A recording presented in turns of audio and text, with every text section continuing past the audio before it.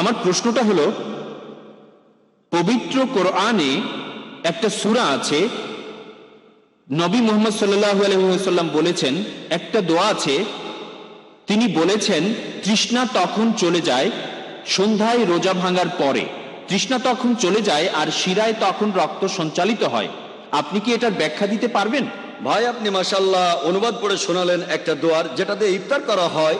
আর আমি আপনাকে বলবো যে মাশাআল্লাহ, আপনি আস্তে আস্তে বোঝার চেষ্টা করছেন এই শান্তির ধর্মকে, এই সত্যের ধর্মকে। আমি দোয়া করি আল্লাহ যেন আপনাকে হেদায়েত করেন। ভাই প্রশ্ন করেছেন যে আমরা ইফতারের সময় যে দোয়াটা পড়ি তার অর্থটা আসলে কি।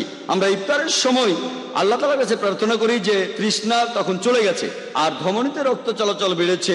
আমরা যখন ইফতার করতে যাই আল্লাহ তাআলার কাছে প্রার্থনা করি যে আমাদের ইফতারের সময় আমাদের তৃষ্ণা চলে গেছে, আর আমরা তখন বিভিন্ন খাবার খাই, পানি খাই, আল্লাহ তাআলার কাছে দোয়া করি যে আমরা রোজা রাখতে পেরেছি, এখন রোজা ভাঙার সময় হয়েছে, এখন আমাদের তৃষ্ণা দূর হয়ে যাচ্ছে, আমাদের ক্ষুধা দূর হয়ে যাচ্ছে। এটাই হলো দোয়া।